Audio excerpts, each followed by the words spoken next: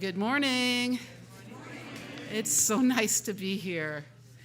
Welcome to the Unitarian Universalist Church of Boulder. My name is Janet Evans, and along with my husband, Bob Evans, we are your co-worship leaders for today's service. And today's presenters also include Fred Cole, Alan Davis, and Sally Dugar. And we were all delegates to the 2024 Unitarian Universalist General Assembly, which is such a mouthful. We just call it UUA GA, or if we're really in the mood, we'll just say GA. So you got that? So GA is General Assembly. There was one other delegate who couldn't be here today, and that was Neil McBurnett, and he's not able to participate today. So here's what we did. We attended GA on Zoom for several days. Seriously. It was streamed here at the church, so we kind of made it like a Zoom party of delegates.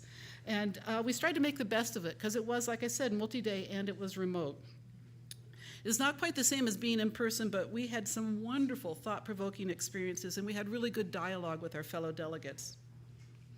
So today, as every Sunday, we gather in community, and we refocus on the things which are most important in our lives, remembering who we are and what we are for. It's a serious task, and we do it joyfully and playfully and intentionally. It's a time for spiritual practice, for our essential work as human beings. It's a time to return to the wells from which we draw meaning and sustenance. I want to welcome all of those who are joining us online. We're delighted you're here. This congregation is for all of us, together in person and online. If you're a new online visitor, you'll find a link to our visitor forum in the video description, and we would love to connect with you. Okay, here's Bob.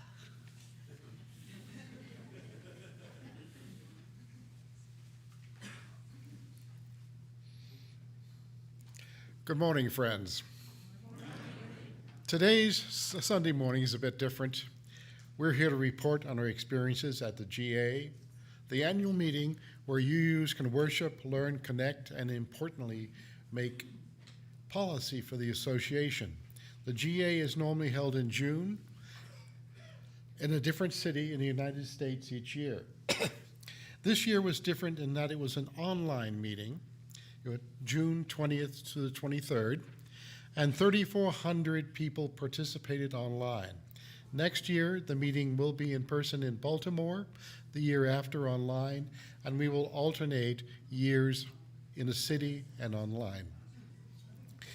In some ways, the General Assembly is like a big family reunion, and like in many families, there are arguments and discussions. They are mixed with music, with seminars, and some special events. As we are limited in time, we will have some more information from the magazine UU World, published in the UUCB Messenger. Excuse me.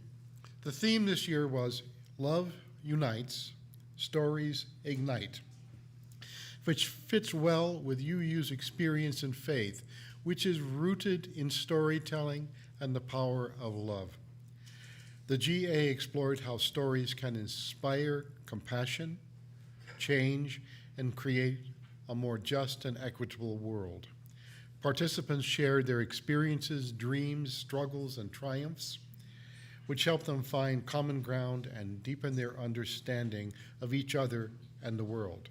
The online format offered a variety of programming, including workshops, lectures, worship services, and panel discussions.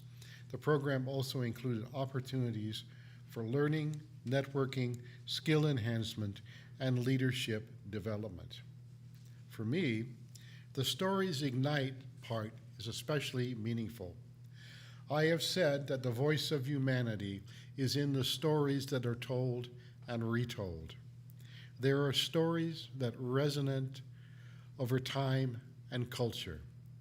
The story of the historic and legendary Robin Hood and the battle at the bridge that results in Robin and John Little, 7 feet tall, large-limbed, and fearsome to behold, joining together, has a counterpart in Japan, half a world away. Benkei, a both historic and legendary warrior monk in feudal Japan, also tall and fearsome to behold. Benkei fights and disarms every sword carrier that attempts to cross the Goyo Bridge, until at the 1000th fight he meets Yoshi, small and quick. They fight to a draw over 3 nights and 3 days, become partners, and go off to adventures. Later this morning, we'll approach some of the other important bits of GA and tell another story of how UUs are putting love at the center. But first, this special thing to point out. The UUA has a board of trustees that conducts the affairs of the association. The board includes 10 trustees elected at large. The president of the association, currently Dr. Sophia Betancourt, is a member of the board without voting privileges. The board meets monthly throughout the course of the year. Slide. Our wonderful music director, Dr. Emily, was elected to the Unitarian Universalist Association Board of Trustees. Yay!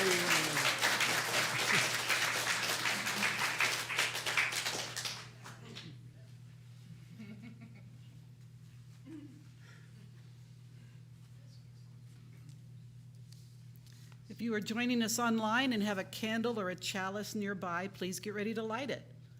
I'd like to invite our delegate, Sally Dugar, to light this morning's chalice.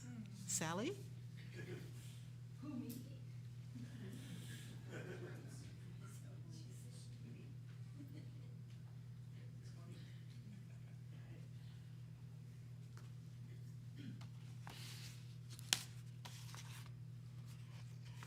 My knee's been buckling, that's why they came.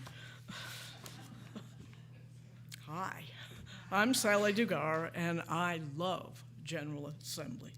This year was my 15th. Yes, I love GA, old friends from faraway congregations, opening ceremony and the banner parade, the banners lining the hallways thereafter, the many services and sermons, music and song, the Ware Lecture, the service of the living tradition, honoring our religious professionals in the stages of their ministry, and of course, General Session. This is the UUA. These thousands, all different separate persons, come to worship, sing, march, work toward justice, and keep our democratic process alive.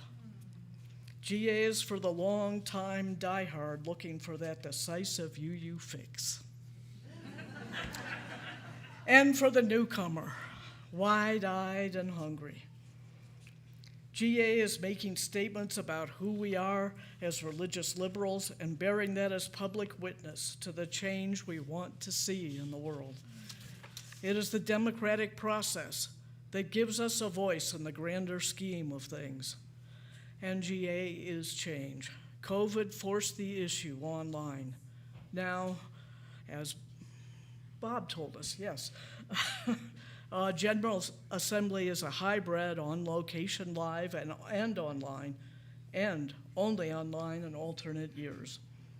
This year, about 8 of us met here in the Sky Room to Zoom the General Session, the business meeting of the UUA.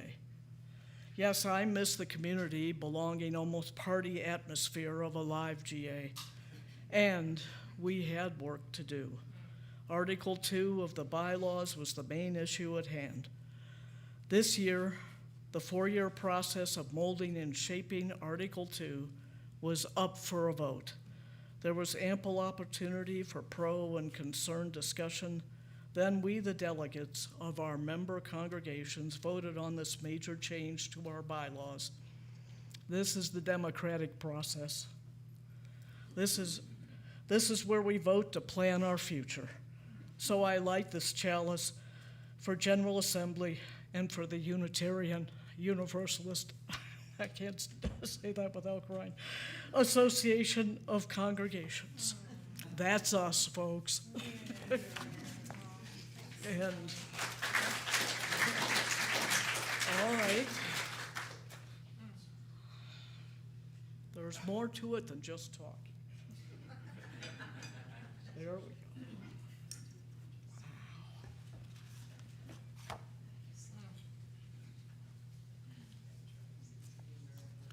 We are a promise-making, a promise-breaking, and a promise-remaking people. We are called not to be perfect, but to be faithful. In that spirit, each week we speak aloud, we speak our covenant aloud, all together. It's a reminder of the promises we make in this gathered community.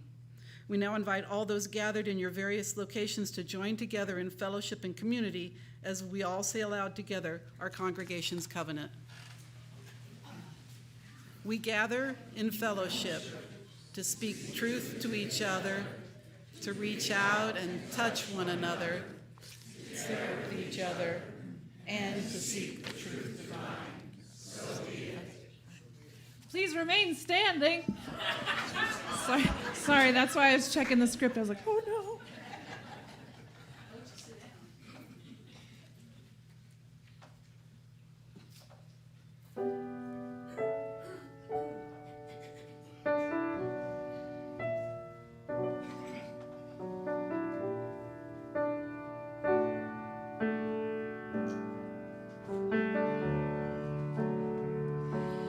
We are here together in this holy moment, and we're grateful for the winding roads that brought us to this place. There is a place I love to call my own. There is a peace I only feel in sharing it with you and helping you share too. It makes the welcome real. We are here together in this holy moment, and we're grateful for the winding road that brought us to this place. Singing alone, it lets my heart shine through. But there is a music in your soul that joins its voice with mine. It's only then we find the kind of peace we know is true. We are here together in this holy moment, and we're grateful for the winding road that brought us to this place. We are here together in this holy moment, and we're grateful for the winding road that brought us to this place.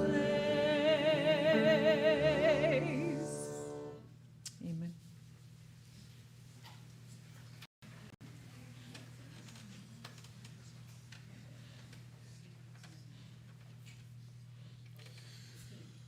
Oh, let's take a breath together.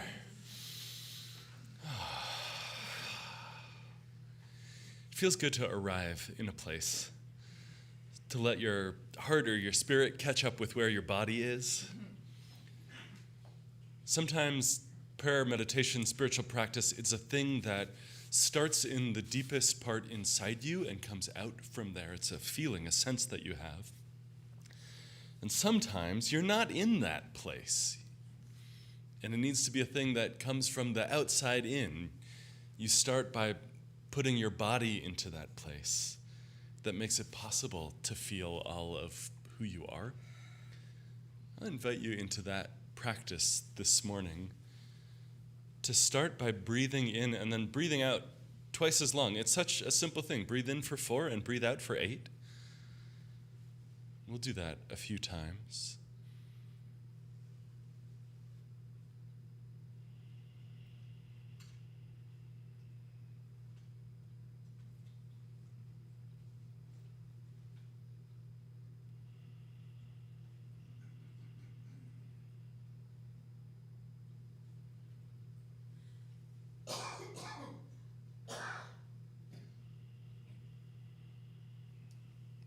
Continue on with that.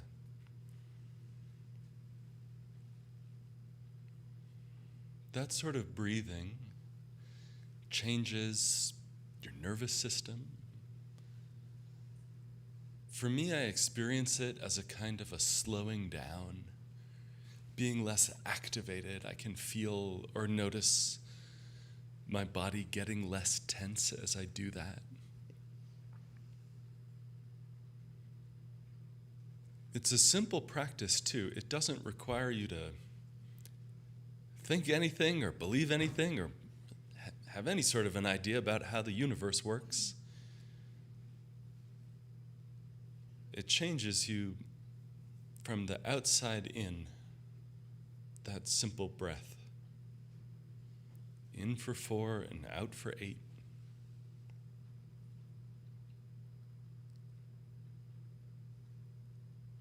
For me, it feels like a making space. Sometimes prayer meditation is a kind of listening. And maybe for you, you experience that as listening to something that's beyond you, a voice of wisdom or love or God or universe. And maybe for you, you experience that as a kind of listening to what's on your own heart and spirit. And however you think about it, that sort of wisdom that you have access to, that stuff gets obscured by traffic and to-do lists and rushing to get places. All that stuff gets obscured by anxiety and fear, worry of not being enough or being too much.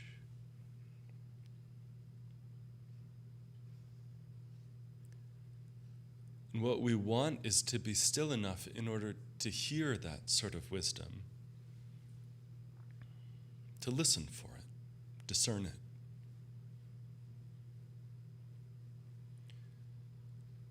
So we practice this sort of breathing here, at least in this moment, at least on this day. We practice this not in order to come to some deep, profound spiritual insight that solves everything. We practice this in order to do it when we're not feeling it. We practice this kind of breath so that when things do feel overwhelming and you want not perfect stillness and clarity and insight, but at least to be a little less overwhelmed, to listen a little bit more.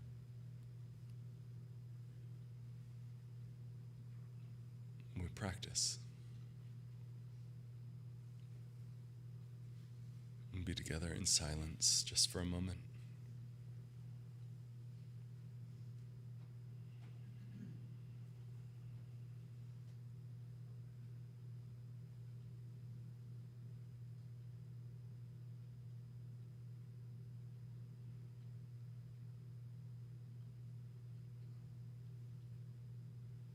I invite you to stay with your breath as Fred leads us in our stones ritual.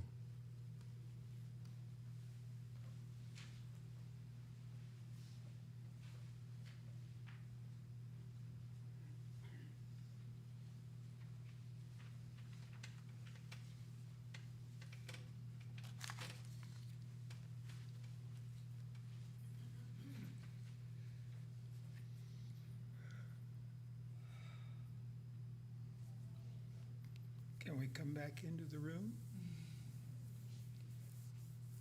GA is everywhere. This isn't stand for Georgia.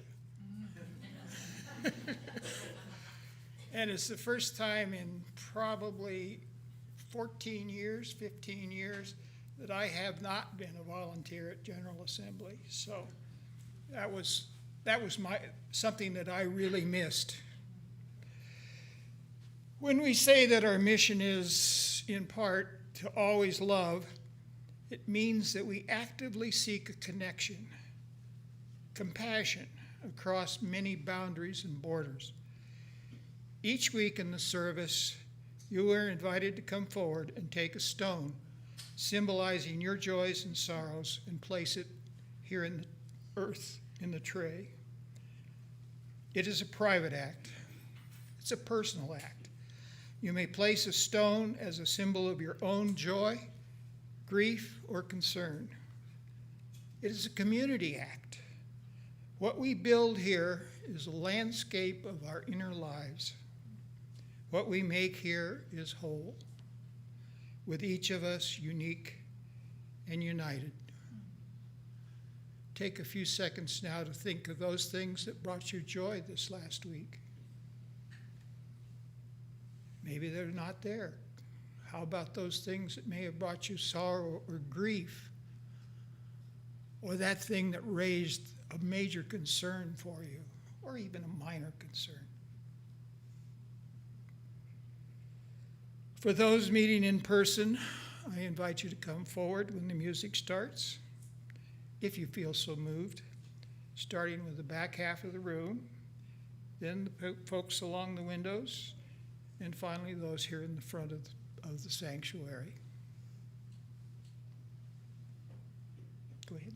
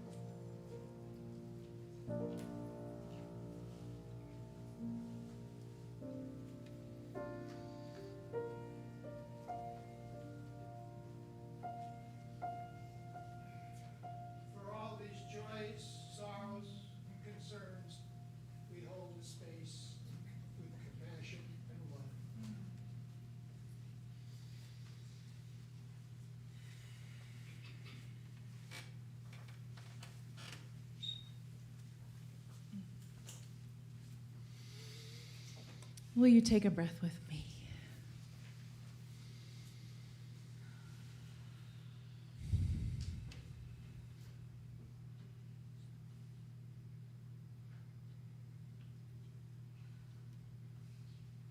You'll be hearing much more from our delegates about how this historic vote at the General Assembly has now officially placed love at the very center of the values that we hold most dear.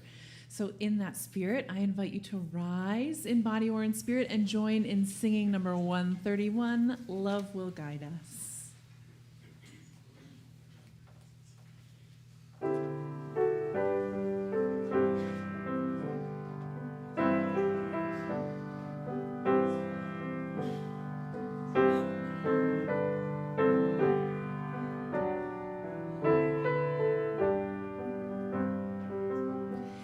Love will guide us, peace has tried us, hope inside us will lead the way on the road from greed to giving. Love will guide us through the hard night. If you cannot sing like angels, if you cannot speak before thousands, you can give from deep within you. You can change the world with your love. Love will guide us. Peace has tried us.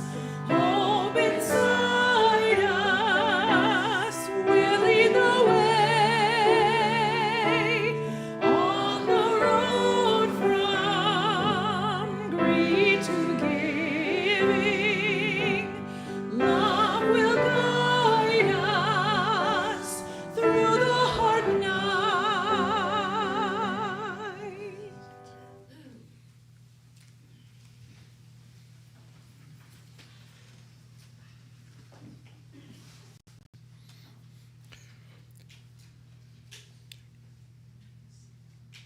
You know, it's really amazing to stand up here and feel that sound when you sing.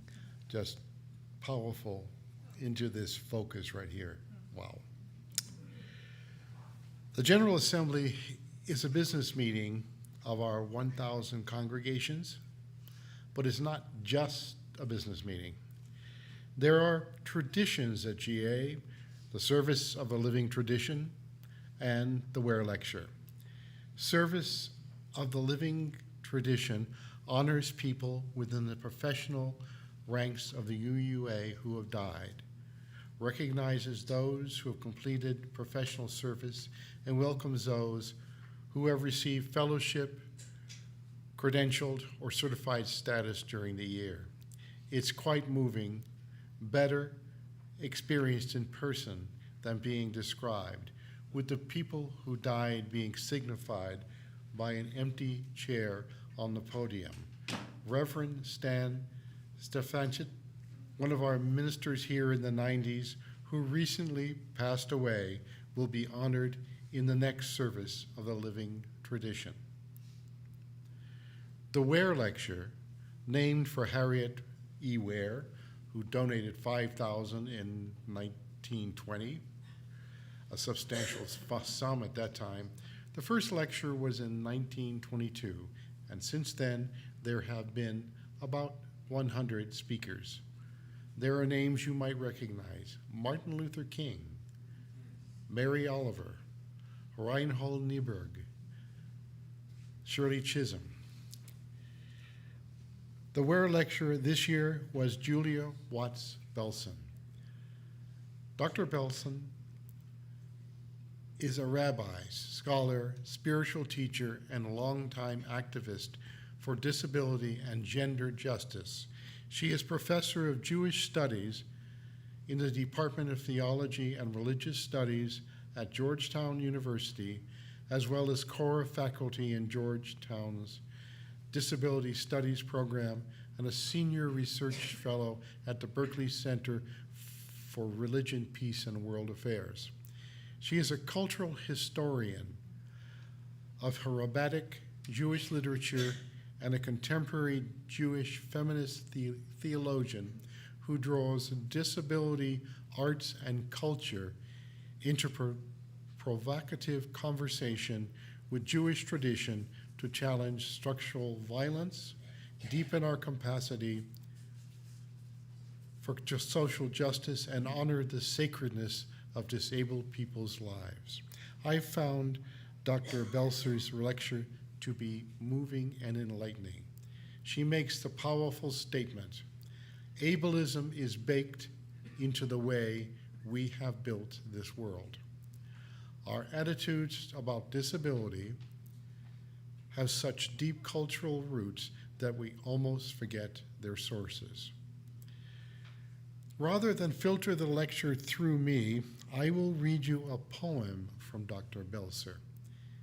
Come into her world with me, the world of a person living with disability, moving through a landscape that is often built to keep her out. The poem is, "This is the landscape."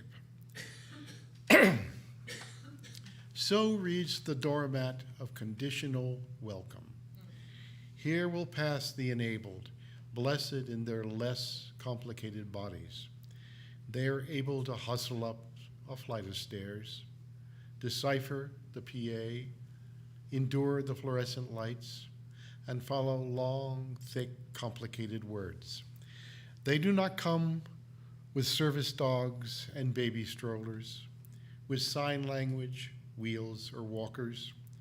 They will be strong and stoic, like machines that never break, expectant of perfection. They will not come a-hobbling.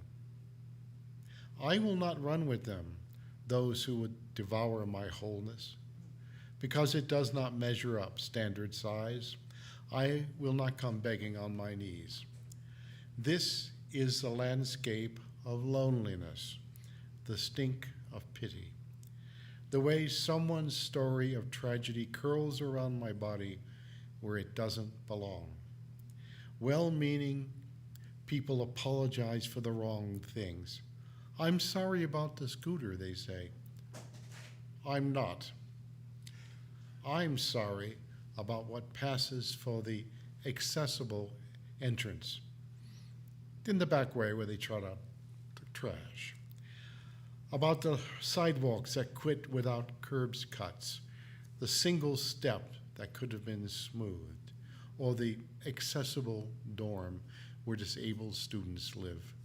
Good thing they don't want to visit their friends. I'm sorry you haven't had the privilege of seeing me in your schools, your delis, your bathrooms, your boardrooms. I'm sorry you don't even know how to miss me, that you grew up in a world that didn't bother to build me a way in. This is a landscape, and I am not sorry. I'm angry. I'm weary, and I'm tired of waiting. There are apologies due, but they needn't all come purling from my lips, like bribes to the border guards of inaccessible terrain. I am not sorry. I am not the one who's shamed. GA is a business meeting, but it's not just a business meeting. It is as much about the feeling, the heart, the emotions, as it is about bylaws. With Dr. Belser's words hanging in the air, I give the podium to Alan Davis.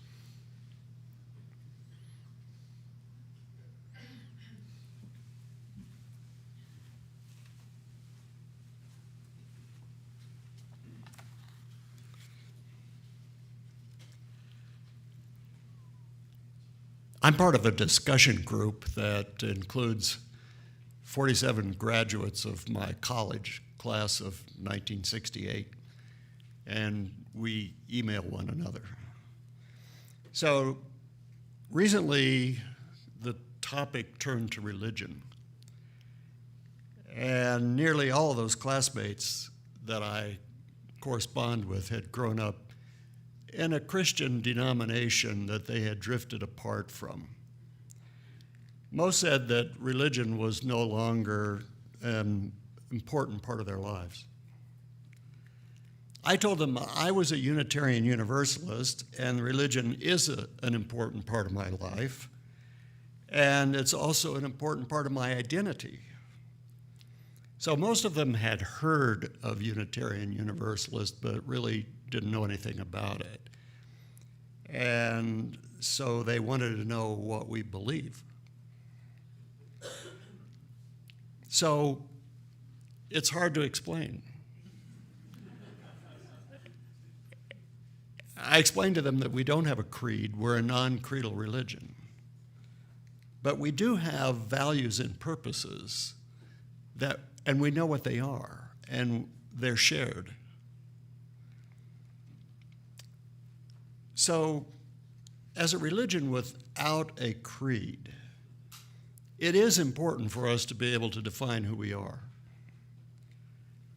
For example, in May 2004, the Comptroller of Texas, Carol Keaton Strayhorn,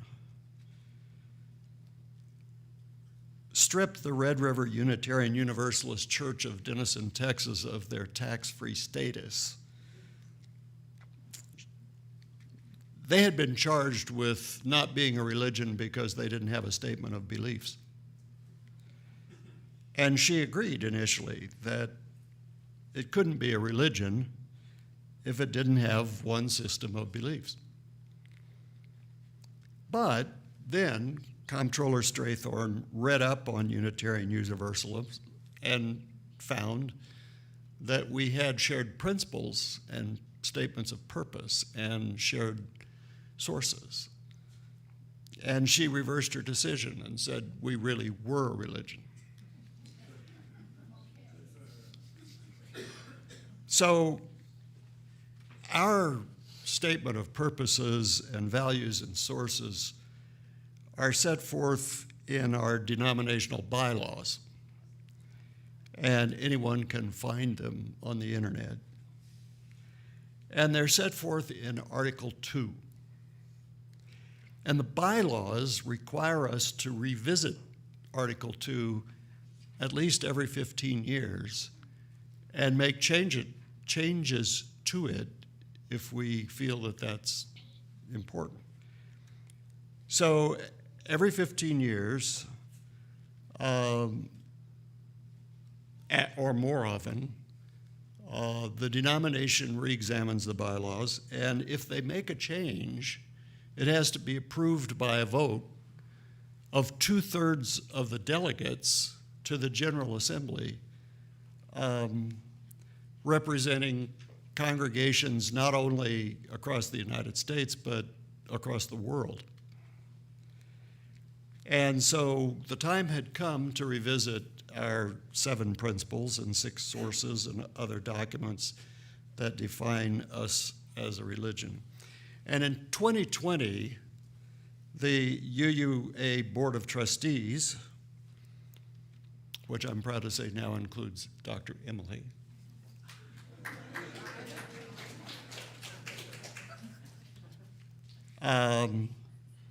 appointed an Article 2 study commission.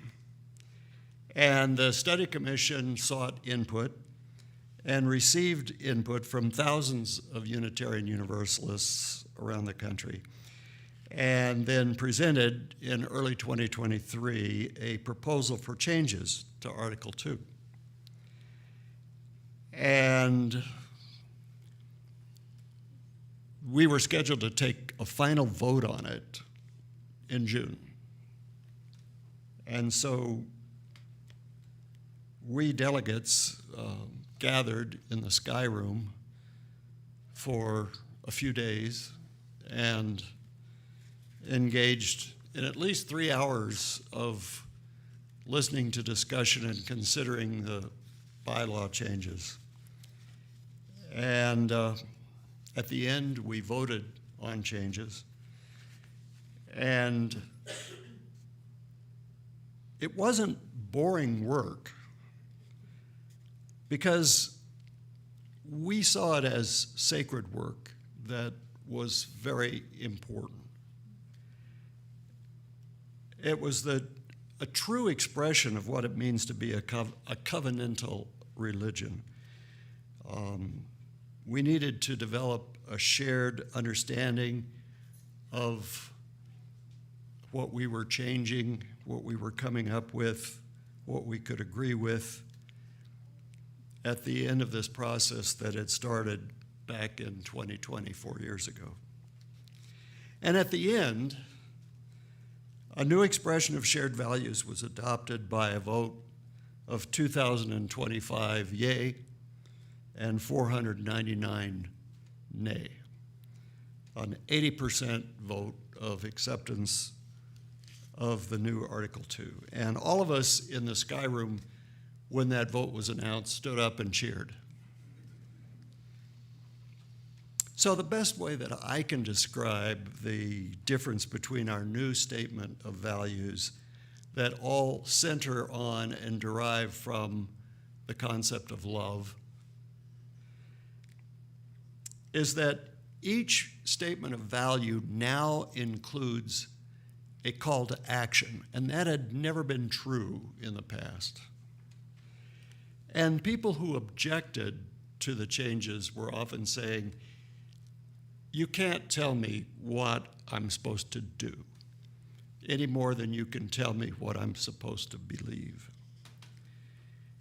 But the change, the push toward that was particularly coming from our youth and from our members of congregations that had been from historically marginalized groups that said, to be true to us, we need to take action. We need to act on our principles.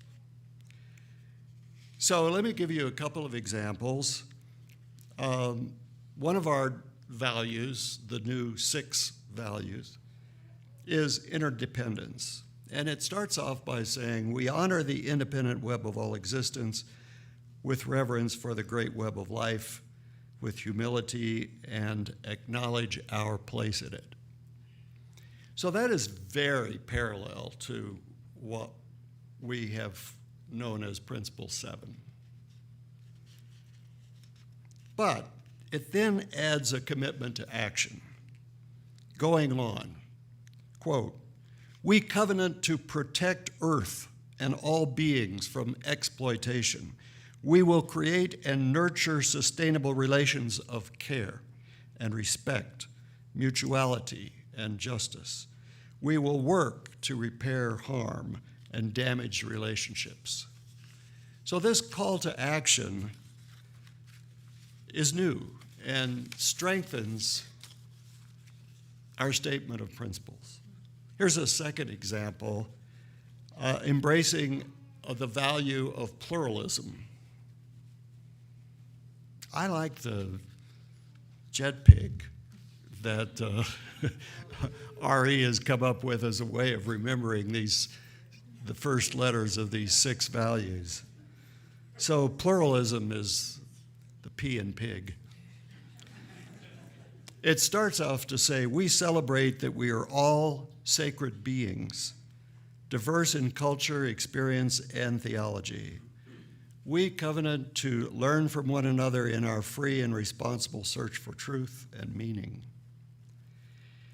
We embrace our differences and commonalities with love, curiosity, and respect.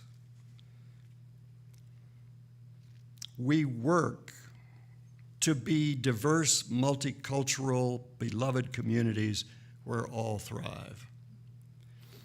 So it's a value, pluralism, but it goes on to explain how we need to act, to enact pluralism out of a foundational spirit of love. So these are statements which define us as a religion. They talk about reverence, humility, beloved communities. They describe all people as sacred beings. These are what the terminology that we expect in a description of a religion. And they also call on us to take action, to protect the earth, to nurture sustainable relationships of care and respect, to work to become multicultural communities. So, in closing, I felt honored to be part of a process that ratified these changes in our denominational bylaws that define who we are as a religion, and I think that they provide inspiration and guidance for our future together.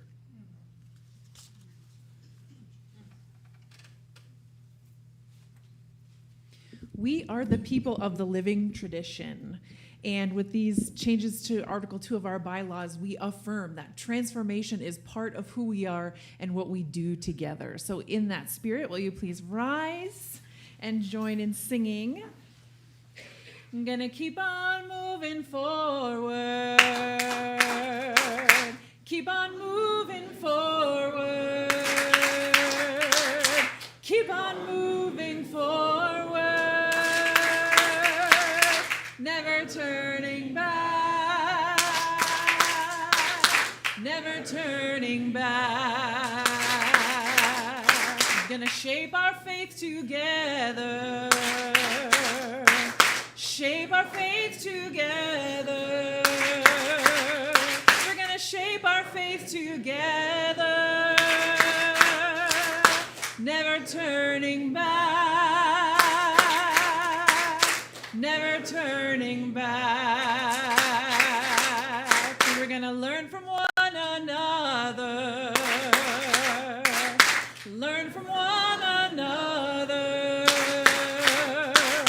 Learn from one another. Never turning back. Never turning back. We're gonna keep on moving forward. Keep on moving forward. We're gonna keep on moving forward. Never turning back. Never turning back.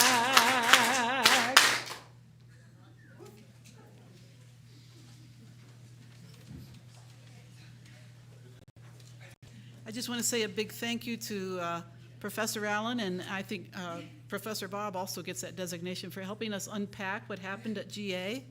If you're looking for a little more information about it, as Bob mentioned, we'll publish in next week's Messenger a link to a UU World article that summarizes everything that happened and includes links so that you can revisit some of the sessions. And also, I noticed last week out on our counter by the entryway, we have a really cool handout that goes into detail about the flower and each of the, let's just say it, jet pig symbols. Okay? All right. This month, our offering goes to the UU Church of Boulder. Thank you. Our beloved community thanks you. Next month, we're going to return to share our plate offerings with a new group of nonprofits that you all chose by voting at our annual meeting in June. I invite you to give as generously as you're able. For those online, you can use the QR code or find a link in the video description. And if you're gathered in person, you can scan the QR code or make a donation as the ushers now pass the baskets. May our gifts be used to enact justice and bring peace and love to beautiful Boulder.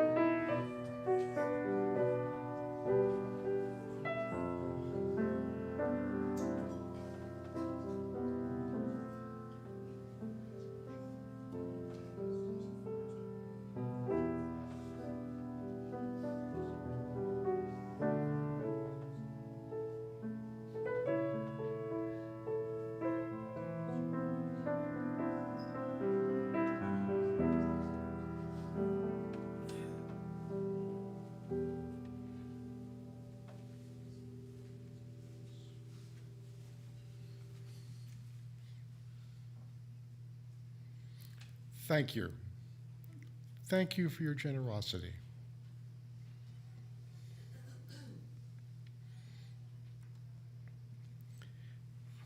People have stories, stories that grow and mature.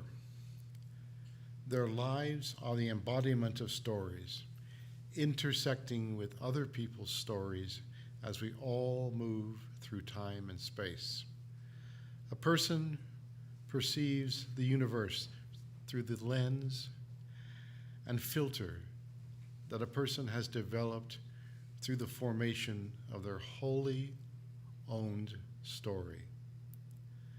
Some people might call that story a soul. This is the work that thousands of us gathered to do last June from around the country and around the world. And this is the work that each one of us do when we gather together. Will you rise in body or in spirit as we close in song?